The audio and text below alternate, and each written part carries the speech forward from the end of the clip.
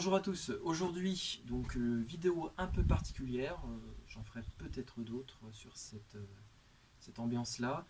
Donc vu le climat particulier et actuel, je suis donc en extérieur pour vous présenter un travail de principe que vous pourrez refaire chez vous également, exploiter un minimum d'espace pour pouvoir le faire.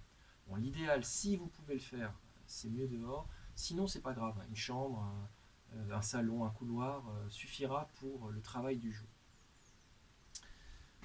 Donc aujourd'hui, on va travailler l'enracinement, les bases de l'enracinement. C'est parti.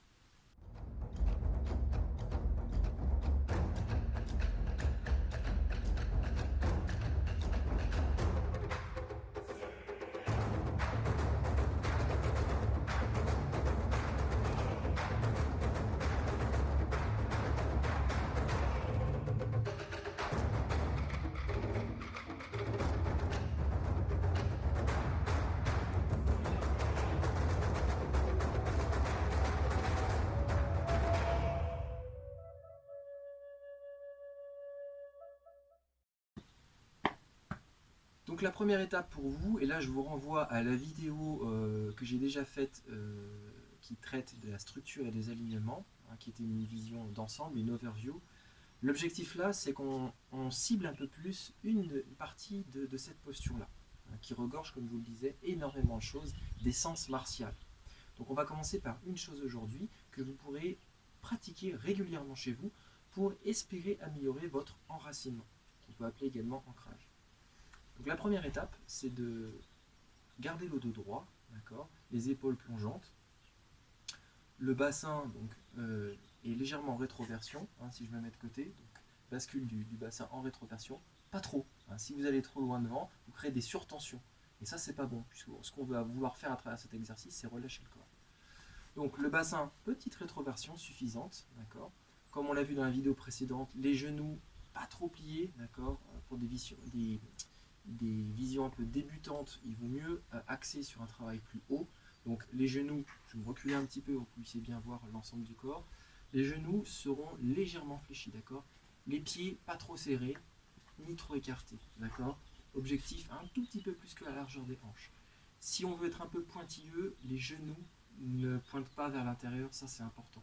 On a des postures en karaté, des formes effectivement sanshin où on va se retrouver à avoir les genoux plus intérieurs, mais on est sur un autre travail. Là, l'idée, c'est d'utiliser la forme naturelle du corps. Donc, on va laisser les bras plongés dans le sol, bassin en rétroversion, légère flexion au niveau des genoux. Et, très important, la nuque. Évitez d'avoir la nuque trop en arrière, trop en avant, la nuque bien dans l'axe, qui vient superposer, donc le poids de la tête vient se superposer au poids du corps, et le poids du corps vient se superposer sur vos jambes. Cette superposition-là de force est importante. Parce qu'on verra qu'à travers ce cumul de force, on va pouvoir venir enraciner davantage le corps, sous condition d'être relâché. C'est ce qu'on va voir aujourd'hui. Donc on respecte bien la structure, les bras sont dans le prolongement du corps. Alors attention, il existe plusieurs formes à cette posture. Alors, je ne vous cache pas qu'on parle ici de la posture Janjuan. Janjuan qui est la posture de l'arbre, Gong qui veut dire entraînement. Janjuan Gong, entraînement à la posture de l'arbre. C'est fondamental. C'est une posture qui peut complètement changer votre travail interne. Moi, ça fait depuis plusieurs années que je m'y intéresse. Je pratique, je lis beaucoup de choses sur le sujet. Intéressez-vous vraiment à cette posture-là si vous voulez espérer gagner en relâchement et donc derrière en puissance et en rapidité. Il y a beaucoup de méthodes, je sais, qui existent, beaucoup d'écrits aussi sur le sujet au niveau Tai Chi Chuan. Donc intéressez-vous vraiment à cette posture-là. Je vous invite simplement à vous intéresser à cette posture aujourd'hui. Voilà. C'est le but de cette vidéo. Donc alignement du corps. Les pieds peuvent être très très légèrement ouverts. Alors, moi j'aime bien les avoir un peu plus parallèles. Et là il va se passer une première étape. Vous allez relâcher donc, le haut du corps, les épaules, pas d'épaules montantes, bien relâché. Respiration non bloquée. Et aujourd'hui, on va faire un focus sur les niveaux d'ancrage. Donc, tout de suite, quand vous allez vous mettre dans cette posture-là, vous n'allez pas sentir grand-chose, hormis peut-être le fait que les quadriceps travaillent. Ça va dépendre de votre niveau de relâchement naturel. Donc la première fois qu'on se met dans cette posture-là, on se pose des questions. On se dit, ok, qu'est-ce que je fais ? Je tiens comme ça. Donc l'idée, c'est que vous arriviez à tenir cette posture-là, déjà un minimum, pour voir effectivement quels sont les points de tension dans votre corps. Il va y en avoir à plusieurs endroits. Ça peut tirer les épaules, ça peut tirer le bassin, ça peut tirer les cuisses. D'accord ? L'objectif est simple, c'est de faire en sorte que la partie haute du corps devienne légère et que la partie basse s'alourdisse. D'accord ? Mais s'alourdisse sans rajouter du poids, c'est-à-dire sans plier les genoux. D'accord ? On va devoir rester dans cette posture-là. Okay. Bien relâché. Donc votre premier travail, c'est déjà de vous tenir droit, respecter les alignements. D'accord ? On fait un check rapide, le menton, légère balle sous le menton, d'accord ? Toute petite. Les bras pas collés au tronc, pareil, de toutes petites balles qui viennent sous les aisselles, d'accord ? Les doigts sont relâchés. Le bassin est en rétroversion. Les genoux sont légèrement fléchis et les chevilles légèrement en flexion également. Voilà. À partir de là, le sommet du crâne est tiré vers le ciel et ensuite le coccyx pointe vers le sol, ce qui va nous permettre de créer un étirement. D'accord ? L'étirement au début, il est difficile à percevoir. On ne comprend pas trop l'objectif quand on débute, d'accord ? Et pourtant il est fondamental. D'accord ? Donc première étape, vous maintenez cette posture-là, 5 minutes, et vous essayez de perdurer à travers ce travail de sensation, puisque vous allez sentir des points de crispation dans votre corps, qu'il va falloir gommer petit à petit.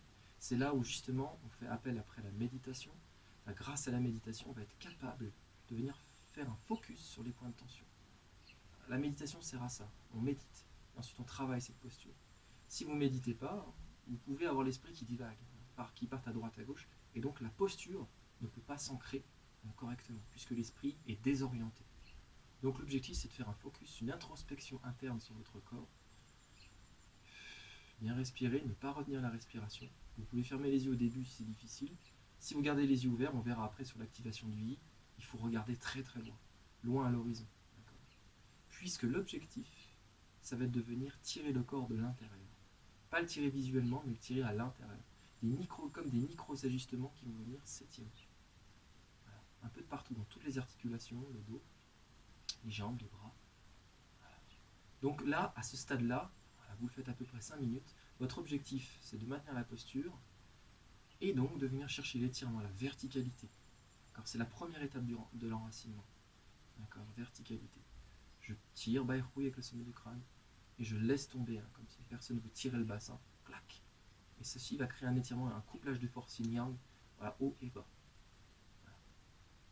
À ce moment-là, intervient la deuxième phase, qui demandera plus de temps, c'est d'être capable de relâcher le corps. D'accord ? Donc le relâcher, quand on ne comprend pas ce que c'est que le relâchement, c'est difficile de s'en faire une idée. D'accord ?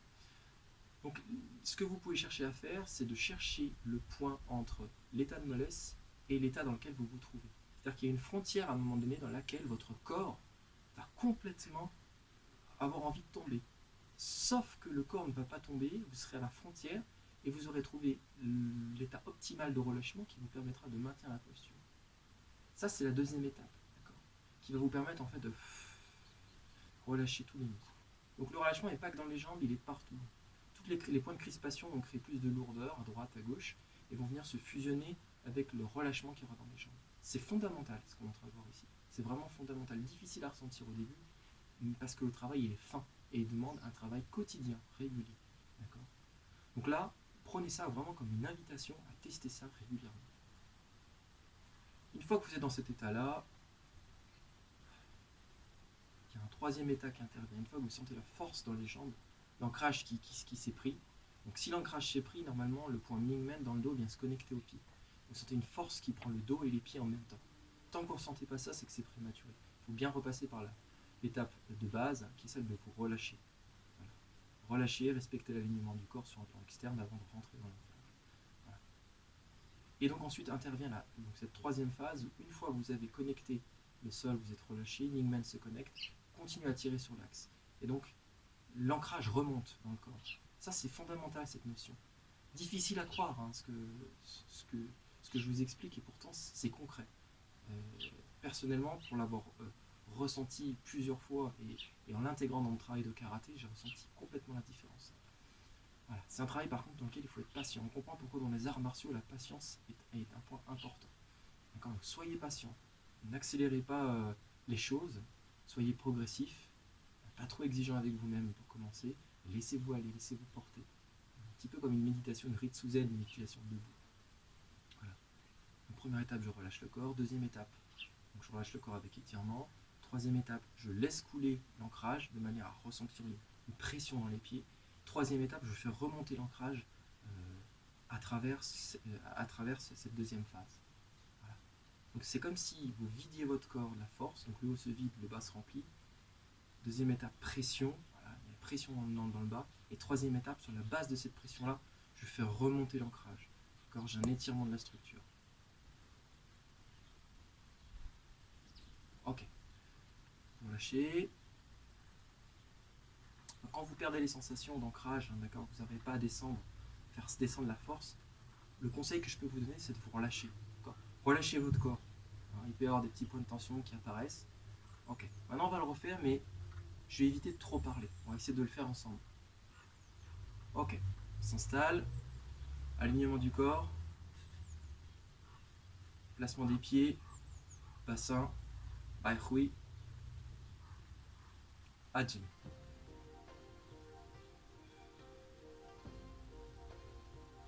Lâchez bien votre corps.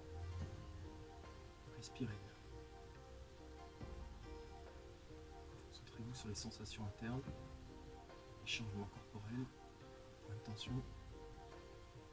Gommez ces points de tension. Identifiez-les et gommez-les. Les bras sont lourds, les épaules tombent. Baihui tire vers le ciel. Coccyx s'enfonce dans le sol. Les jambes se relâchent. Posture très énergisante. Faites bien ce travail-là quotidiennement, vous risquez d'avoir des surprises dans votre état corporel.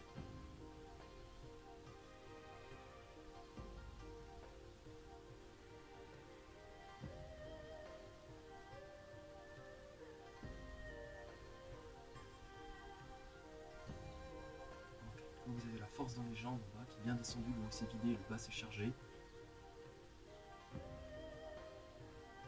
Vous poussez dans les pieds pour faire remonter l'ancrage. Donc il faut préserver l'état de relâchement pour faire remonter l'ancrage dans le corps. Réaligner la structure à l'intérieur et trouver les points d'accrochage qui font que votre structure devient solide. Tac, Wingman se connecte. Wingman est chargé, Wingman est rempli, la force est présente. Le haut est léger. Donc ça c'est la première étape. Une fois que vous avez trouvé cette sensation-là, que vous l'avez, ok, vous me maintenez.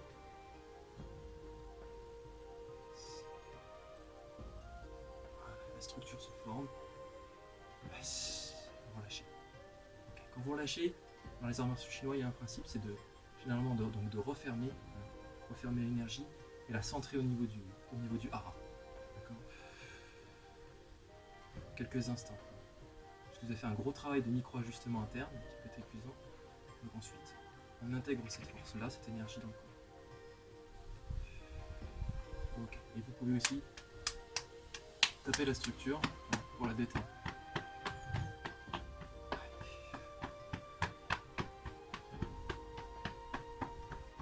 Voilà.